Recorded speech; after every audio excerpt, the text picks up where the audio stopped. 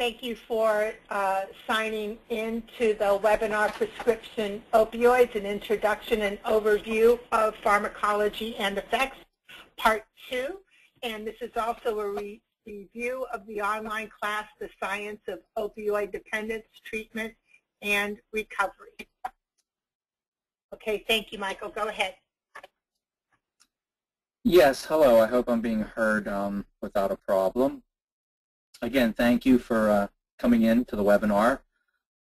In summary, we discussed the drugs that were in question, meaning the opioids, and we defined each of those drugs as being either the natural forming morphine and codeine, semi-synthetic drugs as analogs, chemical analogs of those drugs, and then the synthetic drugs, which were identified as fentanyl, methadone, meperidine, and then we discussed in length, and the subsequent slideshows or presentations were dedicated to buprenorphine or the Suboxone Subutex products.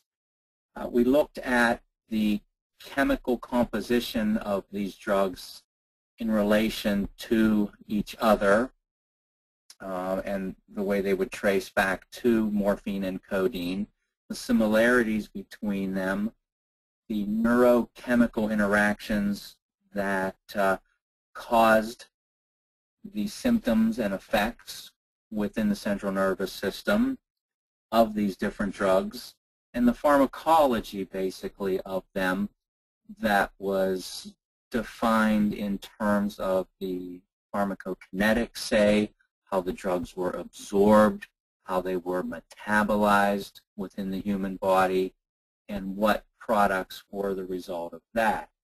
So in summary, really, we just looked at how the drugs are extracted from the plant source as morphine or codeine, how they could be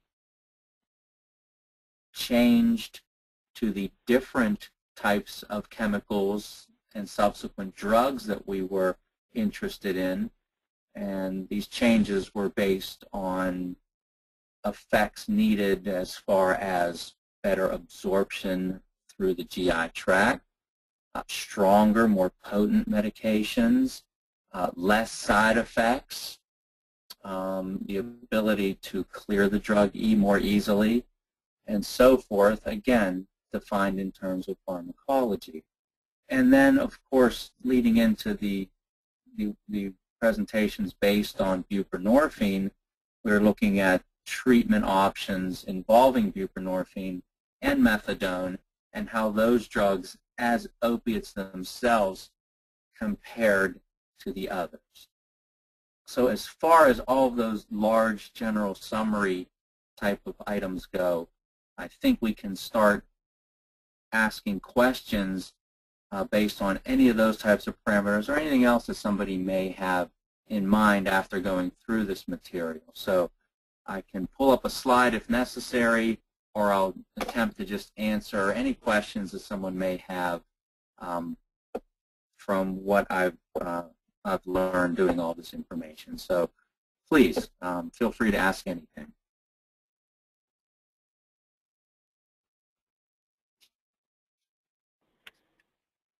There is one person with a hand raised. I'm going to see whether they really need it or not. Just a moment.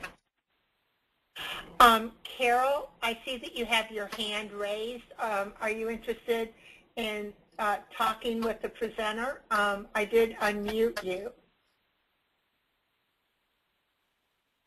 Carol?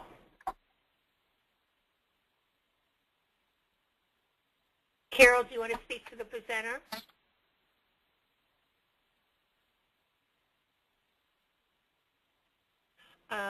Well, that doesn't seem to be working.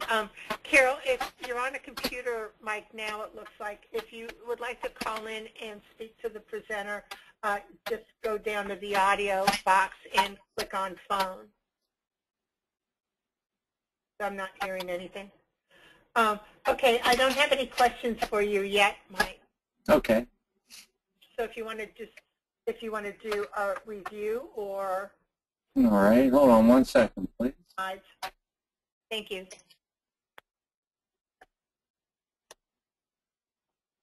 I'll just briefly go over the objectives that we had as part of the program initially, and I just kind of touched on that a bit, of identifying the various opioid medications that are prescribed and obviously abused for their pharmacological properties. And we looked at the differences and similarities of these drugs pharmacologically. Again, in relation to the neurochemical effects of these drugs on the brain, we looked at different types of neurotransmitters and their relationship physiologically in the brain and the affecting behaviors associated with those. And again, to understand the use of these medications in treatment of opiate dependency, mainly with buprenorphine and methadone, and the chemical and pharmacological differences of those particular drugs. We discussed, again, statistics that warrant this type of discussion and the need for treatment. Run through this quickly. We identified the opiates that were going to make up the bulk of this discussion as natural, semi-synthetic, and synthetic source drugs, and there we have them all listed as a graph, mainly all starting with the morphine and codeine molecule or chemical that is provided by the opium plant. We looked at the different chemical structures. If anybody had a bend towards any type of chemistry, it may have had an impact. Otherwise, hopefully some of the basic similarities and slight differences became apparent as someone would be looking at this information. How the semi-synthetics are created from the natural chemical given us, slight variations, slight chemical differences that, again, impact the chemical and the drug to an extent that it does have differing potency, pharmacological, time effects on the human central nervous system. The codeine byproducts, oxycodone of being of interest to people, hydrocodone particularly, both of those drugs are chemical derivatives of the codeine that comes from the opium plant. Obviously, oxycodone being much more potent than codeine or hydrocodone by that simple chemical reaction that gives us this part of the chemical that the codeine or the hydrocodone does not offer. When we start making these chemical differences, besides it being something that looks different on a two-dimensional drawing, I mean, the fact that this oxygen group right here makes oxycodone a much more potent chemical than the other two makes one start to try to consider why is that, and the fact that this chemical setup is much better received by the opiate receptors, the blood-brain barrier, the central nervous system tissue of our brain, and allows that type of chemical to have more of an effect, more of an impact physiologically on our brains. How buprenorphine is devised from, we discussed the opium source of thebaine, a chemical that is not utilized as a drug itself, but is vital to making other chemicals. In our interests here, the buprenorphine molecule, which of course is what is in Suboxone and Subutex. Relative strengths and potencies of all of these drugs, as you can see, morphine being the standard, given a rating of 1. All the others compared relatively. We looked at different small monographs of each of these drugs, discussed in what their use is, how are they active, be it orally, intravenously, their bioavailability, a pharmacology term, a kinetics term that we can discuss again. Each of these drugs have a rated bioavailability, which really means if it's taken orally, how well does the body absorb it and utilize it within our bloodstreams. And again, we looked at each of these drugs separately and their different characteristics. In general, opioid pharmacology, pharmacology really helps us explain, when something is put into our body, what is it going to do in various terms? How quickly is it going to get in the body? How much of it do we need? Where is it going to go? How is it going to be broken down? How long is it going to take to be broken down and eliminated? Do any of the byproducts, the metabolites that are broken down within the liver, do those portions of those chemicals have any effect on our body, which some of the opioids do? So we look at parameters such as half-life. How long does it take for blood concentrations of this drug to be reduced by 50%, which then will give you an idea of how long is it going to stay in the system. How long does it take to become effective or onset of action? How long is it going to last? Which again has to do with the route of administration via the nose, the mouth, the stomach, intravenously, and so forth. Just a comparative chart that we put up and looked at during the webinar. Again, the different parameters that have to be looked at, how bioavailable orally is a drug, just going down the list. Morphine, 30 to 40%, meaning for every 100 milligrams that you put into your stomach orally of this, 30 to 40 milligrams of it will be absorbed by your body, as opposed to, say, buprenorphine, which is on the average 10 to 15%, much less. So it's not the viable way to utilize this drug, which is why it is given as a sublingual or under the tongue preparation to bypass the oral route and get more of that drug into our system. Onsets, how long do they take to become effective? The average half-life, again, buprenorphine, extremely long half-life, 36 hours, meaning that if someone reaches a steady state in their system, they may not necessarily need to take a dose of this drug every 24 hours. We discussed time release, all these ER, XR, SR, TR, extended release, sustained release, time release, how these drugs are manufactured. Very importantly, we went over the neurochemistry involved with how these opioids function, how they affect the brain and subsequent behaviors, a list of the effects of the opioids. The neurochemistry of these opioids has really advanced in recent years, where not only has the mu or opiate receptor been identified, but sub-receptors of the mu 1 and 2 and additional receptors within neurotissue, delta receptors they're called, or kappa receptors, all given these Greek letters just to designate them. They really don't mean anything, but just to allow designations of different types of receptors within areas of the brain. And these different receptors have different functions if they are activated. As we can see, analgesia across the board, euphoria, and some dependence issues are more specific to the mu2 receptor than the others. So if we can create a substance or a medicine or drug, what have you, that does not interact with the mu2 receptor, we may be able to eliminate some of the effects that are associated with that receptor. Some of the chemicals are more drawn or more reactive to kappa receptor activity or delta as opposed to the mu, some to all of them, so you're going to get these effects across the board.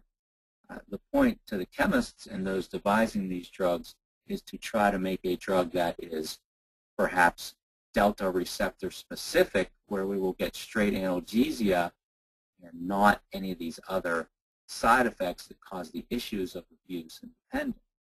And believe me, that has been a challenge and a goal of those working in the opiate medication field for a number of years. It's getting better. They still have not found a true straight delta receptor agonist. We identified the neurotransmitters that are vital and the most important to this type of opiate and opioid transmission and reaction. Natural endorphins, glutamate, dopamine, very important in the pleasure and reward system, serotonin, norepinephrine, and so forth. The mesolimbic pathway, or the reward pathway in our brains, high in concentration of mu receptors, delta, kappa receptors, and the associated neurotransmitters involved with activity in that part of the brain. And what I think I mentioned in the first webinar, and I'll continue to remind here, is that it is a complex interaction of these neurotransmitters, dopamine, norepinephrine, serotonin, the 5-HT, GABA, glutamate. All of these are in a very fine balance in concentration within these areas of the brain. So it's a complex interaction of these neurotransmitters in high, low concentrations that make, there's sort of like a domino effect when each becomes in greater concentration that will affect another, and then the serotonin, say, will be needed to offset excesses in dopamine or decreases and so forth. So they work together to make sure that the balance remains. A view of the pathways in the brain. We looked at how the receptor site is visualized and basically how it operates through cell membrane material, neurotransmitters, and ions that are all part of this extracellular fluid that all come into play through synaptic or neurotransmittal operations. A little more advanced view of it, and then again a greater advanced view that we looked at it can be mapped basically now, all the amino acids that make up these receptors. They're not just material, they are made up of amino acid protein material that react with the chemicals that come into contact with them and cause transmission, alterations in the membrane, and the subsequent firing of these cells. We identified agonist, antagonist. An agonist would be any of the opioids that we've been discussing that have an effect, such as morphine, methadone, hydrocodone, oxycodone. Antagonist, something that blocks an effect, such as Narcan or naloxone. And then, interestingly, the partial agonist, or for the purposes of our talk, the buprenorphine molecule, which has somewhat of an agonist or causing an action to happen, reaction with the mu receptors and other opioid receptors, but not quite the full effect of the agonist, and therefore its usefulness in treating opiate dependence. Affinity and efficacy were defined, and how they relate to the opioid agonists, partial agonists, antagonists. Affinity being how strongly is it drawn to the opioid receptors, and how strongly does it stay in contact with them, causing an effect. And the effect is then defined as the efficacy, or how much of an effect is created. It's not all or none. There are gradients that can be measured. Metabolism of opioids. They are broken down in the liver. And we discussed the individual variation within the liver for across the board for people. So not all people, all individuals, based on their genetics or gender and these other conditions listed here, will have different enzyme makeup within their liver, which will account for different metabolism of the opioids. So one individual may break down methadone, say, to a certain extent, where another may not. There may be a huge percentage difference in how much of it or how much of the chemical or drug that this individual versus another will break that medication down. I was looking at this earlier today just to review, and it really shows how we've got morphine as our central, again, the main prototype opioid chemical naturally provided by the opium plant. And you've got all your other, if you go around the ring, you've got heroin, you've got hydrocodone, codeine, where heroin will break down through these products to morphine, which will give you hydromorphone, or codeine will break down to hydrocodone, hydromorphone, and so forth, morphine to this product here. Regardless, through this whole metabolic process in our livers, we will get morphine, and we will get a large percentage of this morphine-3 glucuronide product, which is what our urine drug screens will detect,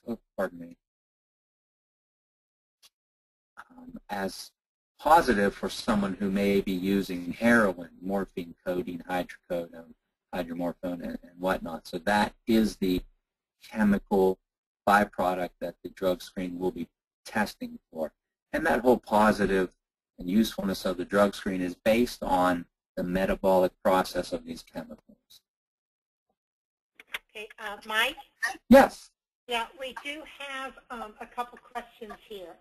Good. So you want to get started on those? Sure, and then certainly. you can get back to your review? That's fine. That's why we're here. Yep. Okay. Let's see here. Okay. One of them is how addictive is use of the fentanyl patch at 25 milligrams? How addictive? Yes. Well, you know, the fentanyl, that's micrograms. Let me clarify that while we're talking about it. Milligrams is the basic measurement of most of these drugs, all of them in particular, not fentanyl, whereas a milligram is 1,000th of a gram, which is not a whole lot of substance. So 10 milligrams of morphine, 40 milligrams of oxycodone. Fentanyl, we're talking 25 micrograms or millionths of a gram. So very powerful chemical, measured in a standard that's 1,000th of 1,000th. So very small amounts, very powerful drug. The fact that it is, in one of our slides earlier mentioned, it is 70 to 100 times more potent in its pain-relieving capabilities as morphine. It is the most potent opioid that we have available for treating and prescribing for pain. So just based on that, you know, fentanyl is a drug that requires great caution in using, because if someone has the slightest tendency to become opiate dependent or abuse these types of drugs, you're giving them a very powerful chemical. It's applied via the patch on a transdermal system, so used properly and for someone in a great deal of pain, fentanyl may not lead to addictive behaviors. Again, it comes in 25, 50, 75, and 100 microgram patch strengths that are meant to be used for a 72-hour period. So they're meant to be put on every 3 days and changed for consistent, continuous pain relief. Once that patch is placed on someone, it takes a good 8 to 12 hours to reach significant blood levels to start treating the pain. But once it's in the system and you keep applying the patch, you get a good, what they call steady state blood level of the drug, where it will continually address the pain response.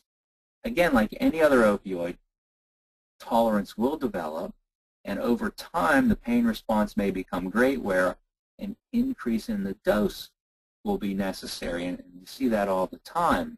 So to answer the question, it can be extremely addictive to use fentanyl, and then we get into that quandary that continues to this day where stricter controls need placed on these drugs, yet people in real pain need them. So you got to look at the person who's using them. What else have they used? Are they truly treating a relevant pain situation, and are they being used properly? People who abuse these drugs aren't going to put the patch on and wear it for its prescribed use. The abuse of fentanyl is always by diversion and chewing on the patches or getting the fentanyl out of those patches to use intravenously, looking for the so-called bang that strong chemical can give you. So in summary, fentanyl is the strongest opioid we have available. It's meant to be used solely transdermally for a legitimate pain condition. I hope that answers the question.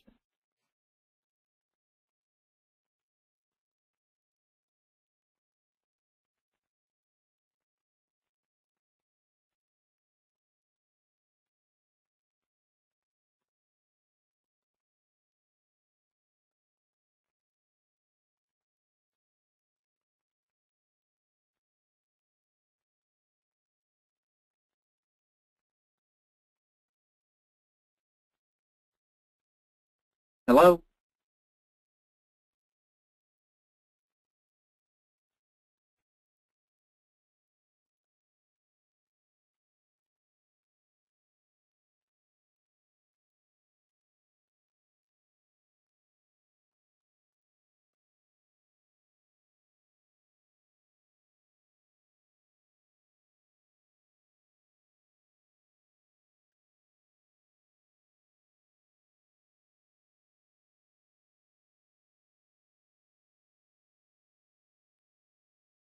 Chris, this is Holly. We're not hearing anything.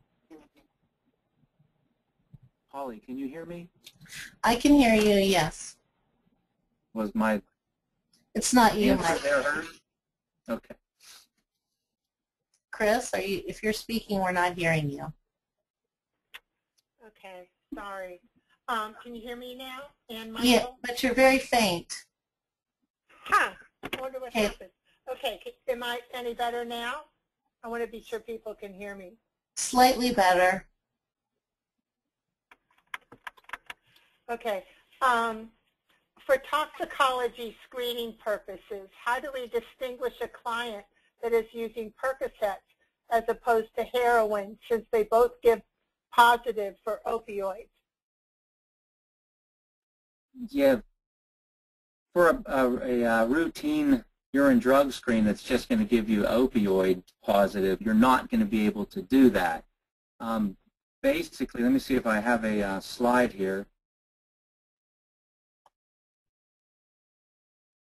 The oxycodone is broken down by a different pathway than the morphine molecule.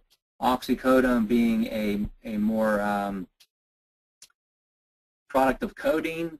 I guess we can kind of look at it here. If you see the codeine molecule, only 5 to 13% of it will break down to morphine, which will give us the product we need for an opiate positive screen.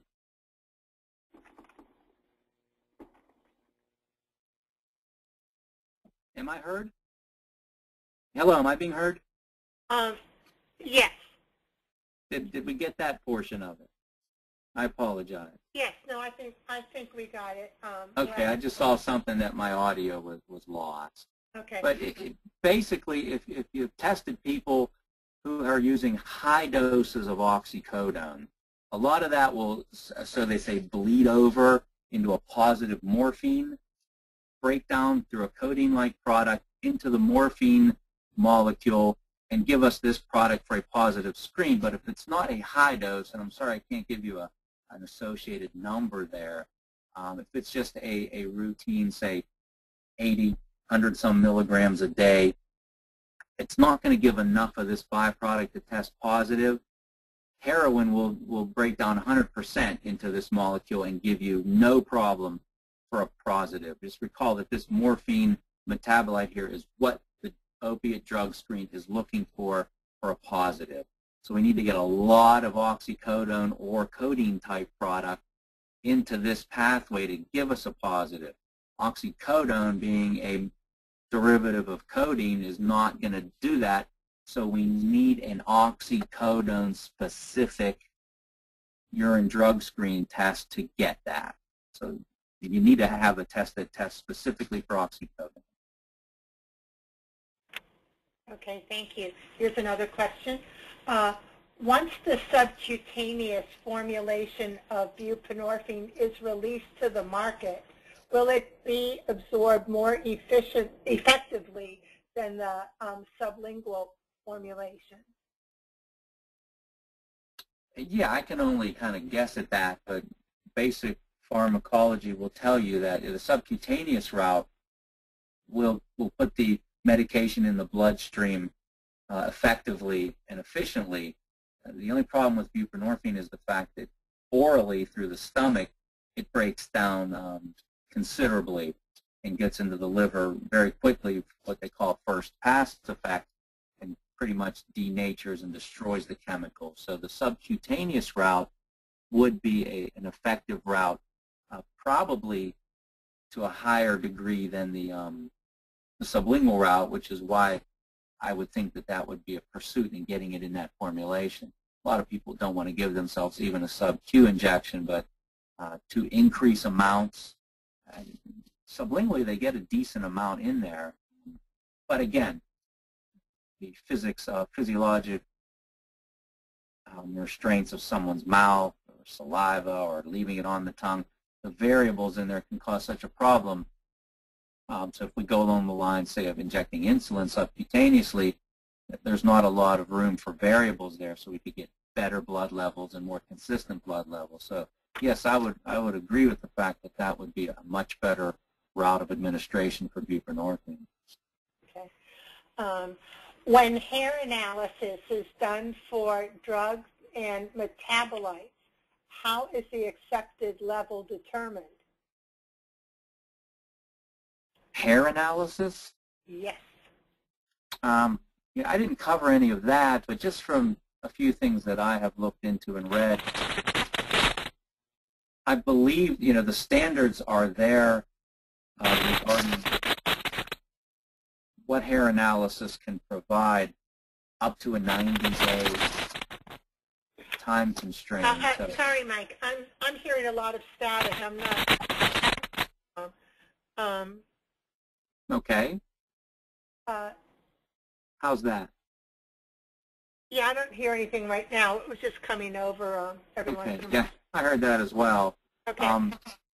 Yeah, the standards for hair analysis, I would just imagine that they've been determined from consistent samples. I know that they don't give you a good idea of current use or most recent use. There's a little lag period there of a few days before that chemical can get into the hair and be part of that sample. They give you the long up to a 90-day idea of anything that may have been used. As far as the levels are concerned, I don't do a lot of research or anything that involves hair sampling. I'm sure there's a better expert than that than me, but it's been a practice that's been around for a while, so my thoughts would be that the levels that they're looking for are have been established for quite some time now and are held as accountable and valid. I mean, that's something I would look up.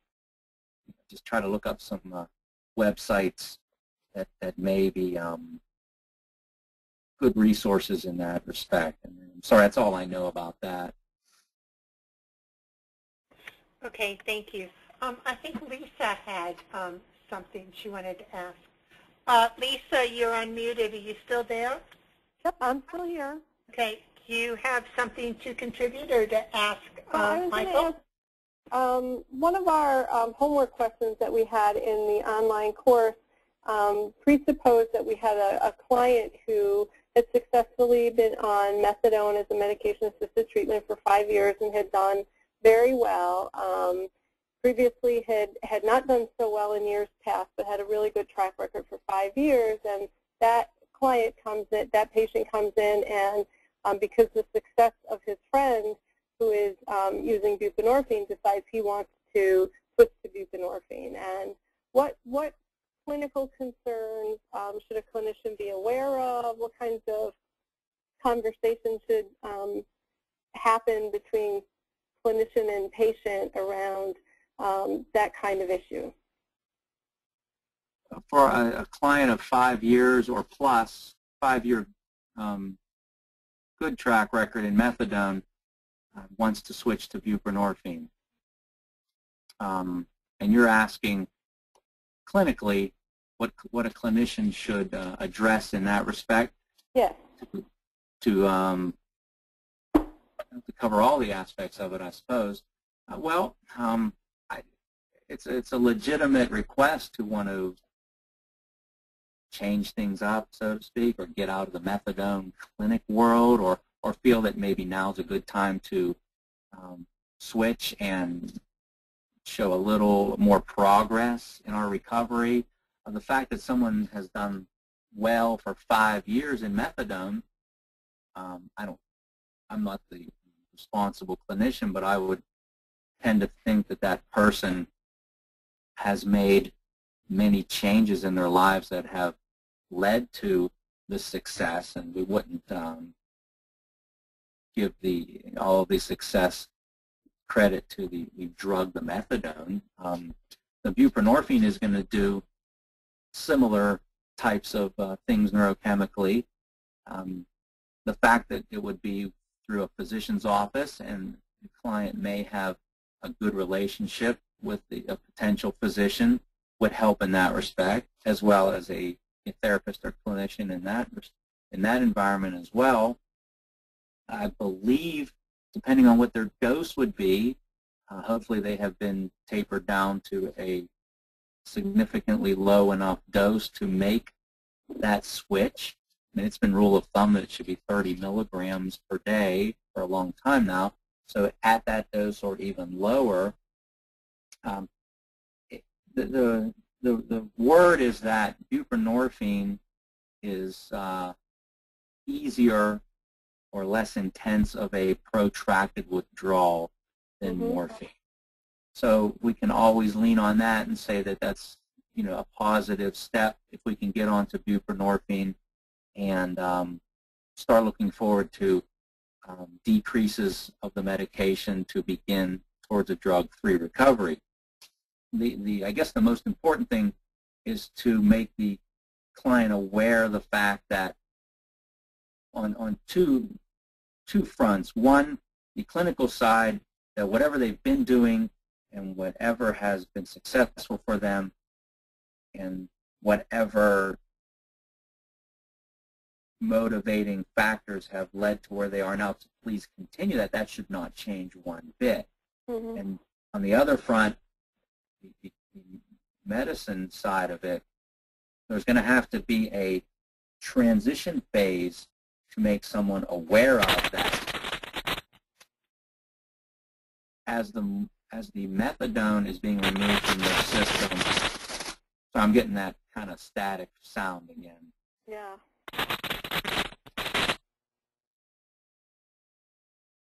Okay, let's try again. Changing from methadone to buprenorphine is a significant change neurochemically. So we need to remove the methadone, and 24 to 48 hours is the guideline to stop your methadone and begin to feel some withdrawal effects where you can start buprenorphine. But the methadone is going to live within the bloodstream and within the brain and all the areas we've been discussing for a while. So it will still have some effect as well as introducing the buprenorphine. So the wisest thing to be aware of during that first, say, 4 to 6 weeks of buprenorphine is that we should expect maybe some bumps, however they can be experienced or defined. Bumps in the treatment here that we're going to have to adjust to talk to someone with. There may be a need. Usually people who are in methadone treatments program for 5 years kind of are on autopilot and feel that they're on cruise control and have got this and they're all good and it's time to make a move. Well, now that we make this move, there's going to need to be some escalated clinical treatment while we make this transition so questions can be answered, effects can be described. There's a whole education piece that needs to go along with it. So, the old coordination of care needs to be practiced well there, and then hopefully the buprenorphine therapy will continue. I don't see anything wrong with that. I think once people can make that move and then have good care with buprenorphine, that's the key ingredient. If they've been successful with their methadone, they obviously are capable of remaining abstinent. So the buprenorphine care needs to be with a qualified, concerned practitioner to keep this level of care alive. Okay, thank you. I have another question for you. Our state is seeing more and more youth using and becoming addicted to opioids and then switching to heroin. FDA labeling indicates the medication should not be used in patients under the age of 16. What is the rationale behind this age limit, and could it be used in youth under the age of 16? The pain medications, the opiates we've been talking about, is that the question? That's how I'm yes. Let's see. The more and more youth are using and becoming addicted to opioids and then switching to heroin. So FDA labeling. FDA labels indicate FDA labeling can be used on patients under 16. Yeah, that's a discretionary age, simply because of the fact that the brain areas that these drugs are effective in are not fully developed, even 16, 17, 18, but certainly not younger than that. So the potential for abuse and misuse on someone younger is devastating. And obviously we see that, but the epidemic type of use we're looking at. So we need to take extreme care with treating pain in a 16-year-old or younger. Acute care in hospitals, obviously, these drugs can be used and taken away. Intravenous morphine or some of the other medications can be used and discontinued briefly while someone is in an acute pain situation. I don't think that's ever been questioned, surgeries or that type of thing. But as pain medication, there are alternatives that someone of a younger age it would be much more appropriate. Even a mild anti-inflammatory drug, Tylenol is used, or even some mild codeine products are usually the accepted drugs there. It's really not FDA approved or really looked upon as being ethical to use these stronger opioid medications on anyone younger than 16. And any teenage, even slightly older, 17 or 18, the physician there needs to consider what they're using. And it's simply because of the power of these drugs, use potential, and the undeveloped nature of someone's brain and neural systems at that age. Okay, and I have a follow-up with that. They're saying, what about treating youth with buprenorphine? I haven't seen much of that, honestly, myself. I don't think it's anything that's really been, they can seek it, but I don't think it's been put into practice.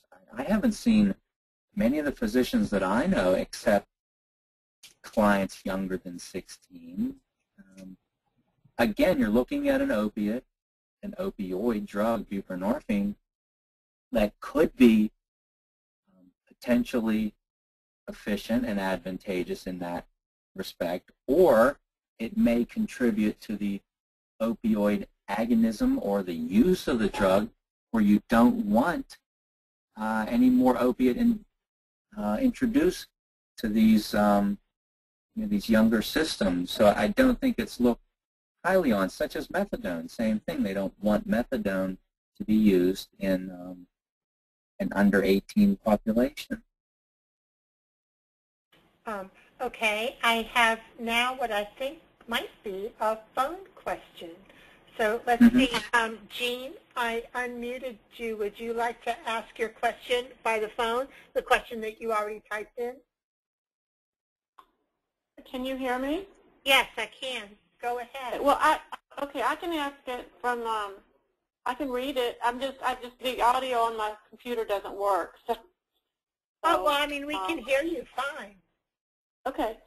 I was wondering about how the brain, about an adolescent's brain not being totally formed until around age 25 affects their addiction potential, and in the area of the unformed brain, I think it's the area, the reward area. I understand is impulse control area that is not formed, and can you comment on how this could affect their addiction capacity?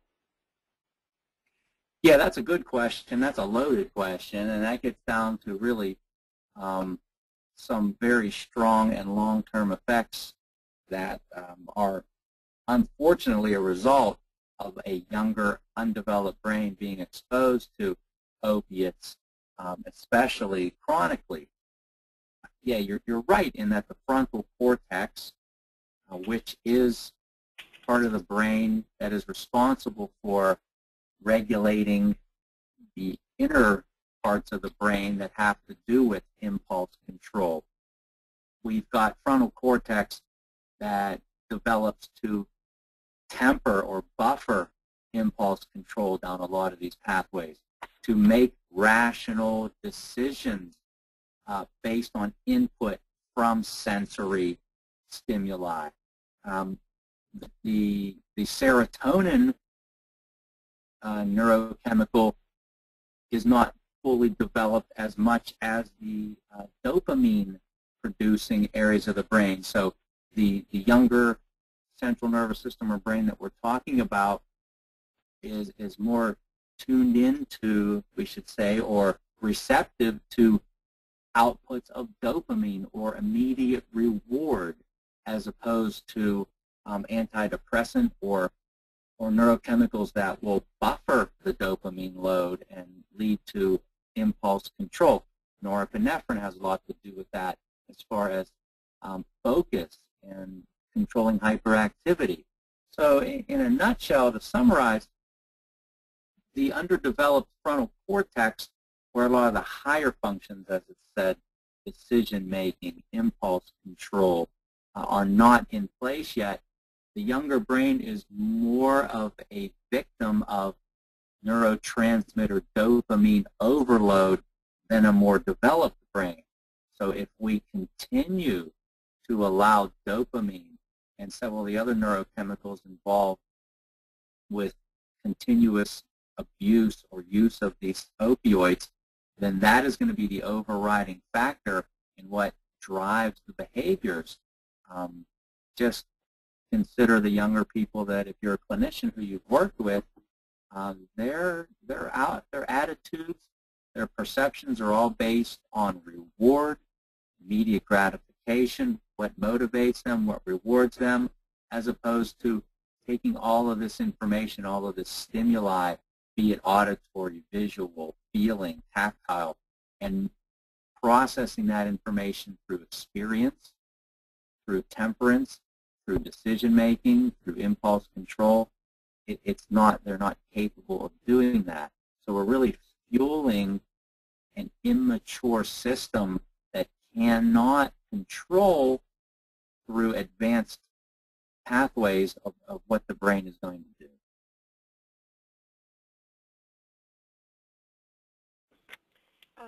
Okay, I don't see any more questions.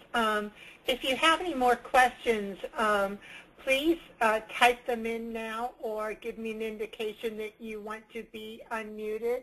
It's getting close to 2 o'clock, and we would like to get as many questions answered as we can, but right now I don't see any coming in. So please let us know if there's any situations you want to discuss with the group, any information you want to get on the pharmaceuticals, or if you have questions about the online class you took, because Lisa, who you heard earlier, was the director for that class. And so she's here if you have questions for her as well.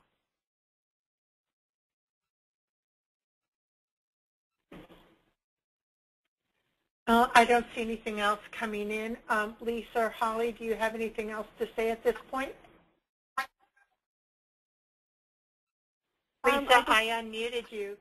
I just want to thank folks for joining us today and for participating in Mike's earlier webinar, as well as our online course. And any feedback that you would like to share with us about your learning experience, we would really appreciate that. It was a beta test for us, the online course, and we would certainly love to hear what your experience was like and any suggestions you might have for us to improve our service. We would really appreciate hearing from you.